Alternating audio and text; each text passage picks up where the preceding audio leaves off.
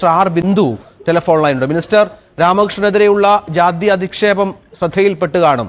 അത് സമൂഹത്തിൽ പറഞ്ഞതുപോലെ ശ്രദ്ധാകേന്ദ്രമായിരിക്കുന്ന ഒരാളുടെ ഭാഗത്തു നിന്നാണ്. അവർ ഇങ്ങനെ പറഞ്ഞു വെക്കുന്നതിനെ കുറിച്ച് താങ്കൾക്ക് എന്താണ് പറയാനുള്ളത്?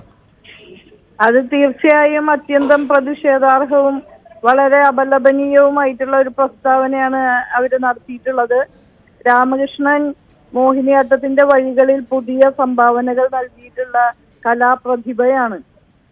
യഥാർത്ഥത്തിൽ ഈ മോഹിനിയാട്ടം എന്ന് പറയുന്ന കല ഫ്യൂഡൽ കാലഘട്ടത്തിന്റെ രൂപം കൊണ്ട് അന്നത്തെ ആ സവിശേഷതകളൊക്കെ ഉള്ളിൽ കൊണ്ട് നടക്കുന്ന ഒരു കലാരൂപമായിരുന്നു. അതിനെ അത്തരം പരിമിതികൾക്ക് ഉള്ളിൽ നിന്ന് വിമോചിപ്പിച്ച പല മഹത്തായ കലാകാരന്മാരുണ്ട്. അവരിൽ പ്രധാനിയാണ് രാമകൃഷ്ണൻ. അങ്ങനെയുള്ള രാമകൃഷ്ണൻ മോഹിനിയാട്ടത്തിലെ എംഫിലും PhDയും എല്ലാം കലാമണ്ഡലത്തിൽ നിന്ന് നേടിയിട്ടുള്ള രാമകൃഷ്ണനെ വളരെ നിന്ദ്യമായ രീതിയിലാണ് അധിക്ഷേപിച്ചിരിക്കുന്നത്.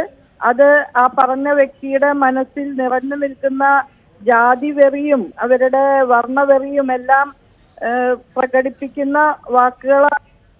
അത് വളരെ ഷോക്കിംഗ് ആണ്. യഥാർത്ഥത്തിൽ ഒരു 21ാം നൂറ്റാണ്ടിന്റെ ആദ്യ പാദം പിന്നിടുന്ന സന്ദർഭത്തിൽ ഒരിക്കലും ഒരാൾ പറയാൻ പാടില്ലാത്തതായിട്ടുള്ള വാക്കുകളാണ് അവരുടെ വായിൽ നിന്ന് വന്നിട്ടുള്ളത്. അതിൽ തീർച്ചയായും അങ്ങേയറ്റം പ്രതിഷേധമുണ്ട്.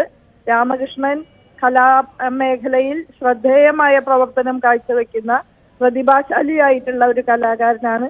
അദ്ദേഹത്തിന് എല്ലാ പിന്തുണയും ഐക്യദാർഢ്യവും ഈ വിഷയത്തിൽ രേഖപ്പെടുത്തുകയാണ്. ശരി, നന്ദി മിനിസ്റ്റർ.